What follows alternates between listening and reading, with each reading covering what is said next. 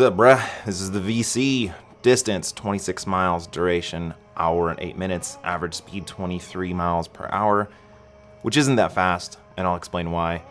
Max 39 miles an hour, 63 kilometers. Average power is 259. Max power is 1343. This was my second race for the day. The first race only had 3 other guys in it, so it was kind of pointless. But you can see my time in zones. You can see my peak power.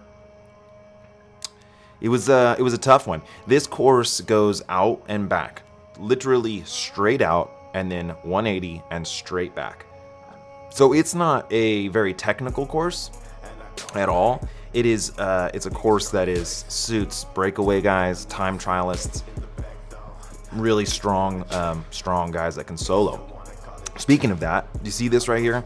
Red, white, and blue. Those are national stripes for America. That guy is a past national time trial champion. So he is going to stunt on all of us. I mean, there's some really strong guys here. Really strong guys. And he's going to make us all look stupid. So check this out. The teams have 2 Cortex right there and 2 Specialized. So then that other Specialized guy in front of me, that's kind of his job, is to cover that move. And so the other 2 teammates won't chase it down. And so that seems like a pretty good move. I know it's really early on, but you know, I'm gonna try to follow that. I probably shouldn't have, but I'm gonna follow it because if that Specialized guy gets in that move, and that's a Cortex and a Specialized together, and they have 2 teammates in the back. But this guy, I think he raced earlier and he started blowing up and he was looking around. And so his teammate, so he's looking around, and then his teammate automatically knows that he's got to go for that move. He has to cover that move. So he jets off. And, you know, in a beginning race, or in the first parts of the race, the disparity between fitness is hard to tell, right? You could have a guy really weak and a guy really strong, but if it's early on in the race, it's really difficult to make that separation. And so, you know, I think what I've learned this year is to probably hang back a lot more than I did. I was always trying to be on the front, always trying to make sure that I was going to go with the move. This guy in front, man, he is so strong, so strong. I know that he can solo off, but I also know he's a good sprinter. So I don't really want it to come down to him. So anyway, Cortex, him and a Cliff Bar start to go, and they get a little bit of a leash. But here's the thing: that's not a threatening move because of who's still in the group. You've got the national time trial champion still in the group. The guy in front of me, he's super strong. You know, there's a lot of guys willing to chase that move down, so they can get some leash. And then also, you know, Tony, the guy that just made that from Cortex, he's a big old sprinter. So the other guy that went with him might not work that well with him. Still, guys are going to want to not give that, you know, if they can make it, they can bridge up to that, and they want to be there. So you got Cortex on the front, kind of controlling a little bit, and then that time trial guy, that time trial champion, man, this whole race, he just would attack so hard and then slow way down, right? That was just his thing. He would go like right here, eye-splitting pace, and only in the places that really meant it, right? So when he attacked, he always attacked on the uphill so that your draft doesn't make as much of a difference, right? When you're on his wheel on the climb, you're still probably having to match watt for watt. And as soon as that ratio 1-for-1 starts to drop and you're not having to match his input, he just shuts it down. And that's how it was the whole time. I mean, this guy right there, now you can see he's just pretty much shuts it down because he's not going to waste his energy when you aren't having to waste yours. So, yeah, I mean, that's what he did pretty much the entire race. Like every moment he could. Right here, Tony, Cortex, I mean, team tactics, right? He has his team on the front. It just surged. He comes from the back. He moves forward. And that's a really good time to go off the front. No one went with him, but you can see him here. And then watch this. His teammate is on the front and then is going so slow around the turn. Just like, yeah, I don't know how to ride my bike. Don't know. But I mean, that was on purpose, right? So everyone is kind of backing up, and then everyone has to come around him. And if they don't come around him, he's not going to chase his own teammate down. So they were trying to play some team tactics. The Fig Bar guy here in the black, he lost a teammate early on in this race. The Specialized lost the teammate pretty much on the first lap. So the only two people with teammates are the two Cortex guys. Everyone else is basically solo or individual. This is that time trial guy right here in front of me. Just so aero, man. This guy is saying, hey, let's work together, because Tony's still off the front. And that happens a lot when you have one-on-one guys, like no teammates. Everyone just says, hey, let's kind of circle, let's pull a little bit. So I sort of do it a little bit, but my fitness isn't, man, it wasn't that good today. This was early on in the year, or later in the year, and so I was kind of over racing. But look at this, dude. Look how he's uphill. He's going uphill, and he's just so aero. That guy's crazy. But so yeah, my fitness really tapering down, training tapering down, looking to go into the off season. I get on Leon, I believe this guy's name, Leon from Specialized. I get in on his wheel, and we just kind of move up through the group a little bit. You can see Tony way up there. Again, a solo move this early on in the race, but still, you know, this Specialized guy, he wants to come to a sprint, because he's a really good sprinter. So he chases it right as we catch Tony. And this is just how it always happens. As soon as you catch the break, it's just like, again, there's Mr. Time Trial Champion smashing the uphill. And dude, every time it was uphill, which was only twice in the race, he was attacking. You can see Cliff Bar guy going here, and then look, right there is Cortex.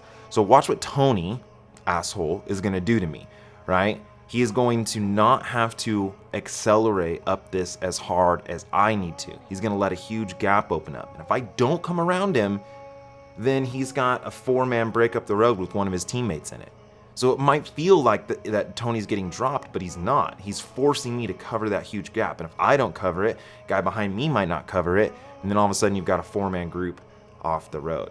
So really good team tactics there of knowing that his teammate's on the front and that he doesn't have to do that kind of work. He can let everyone else do it.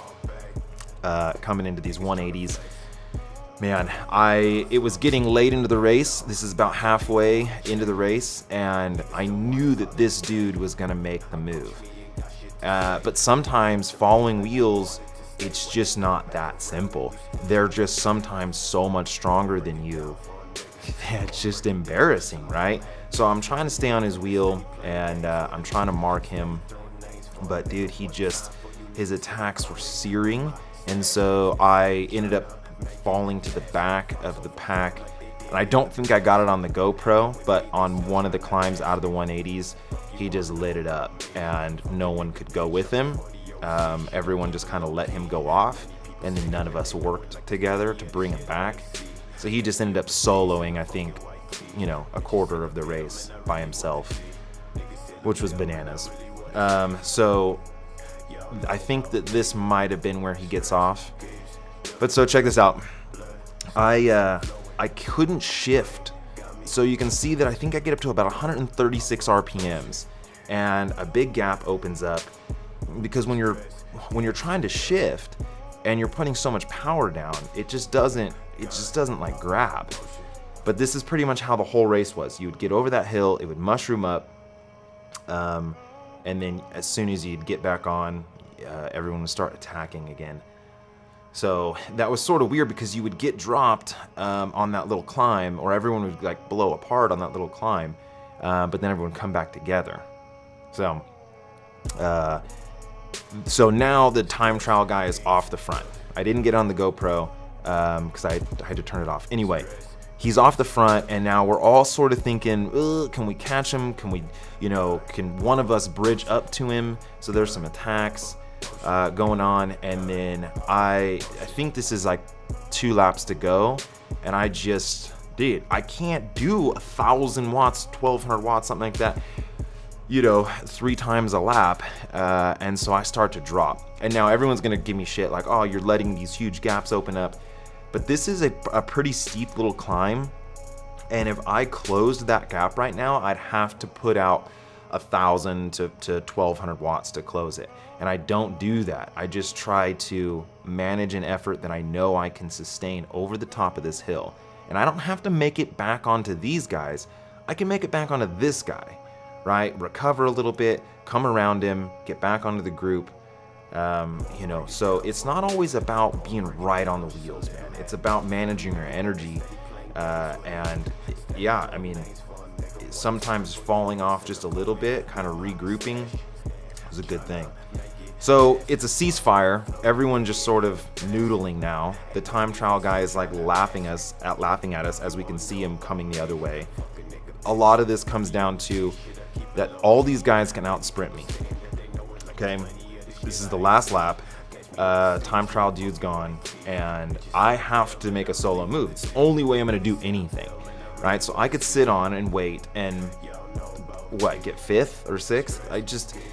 So I gotta try to make a move myself. I'm burnt though. Everyone else is burnt, so I kind of make a little effort, and everyone's on my wheel, so I sort of shut it down and I let everyone sort of mushroom up, and then I throw another attack because we maybe only have 2 miles left. I throw another attack, still guys on my wheel, because I just don't have enough to make that separation. Everyone again here is just chatting, saying, hey, have you subscribed to the VC? And everyone's like, nah, he sucks. So then I blast off and I hit 12, almost 1,300 watts right here, and I go pretty much all in to try to make some sort of separation and get over this little hill, and it just didn't work. They were pretty much right on my tail. And so coming up in the finish, I give everything I have, but it just wasn't there. And so then this is the most frustrating thing, is to be doing 1,000 watts and have everyone go around you like you're standing still. So anyway, this was the last road race of my season. I had tapered down. I think I already did like maybe 25 races to this point. Anyway, guys, vegan cyclist, yeah. And I don't pay. Niggas tryna flex. Tell me that I'm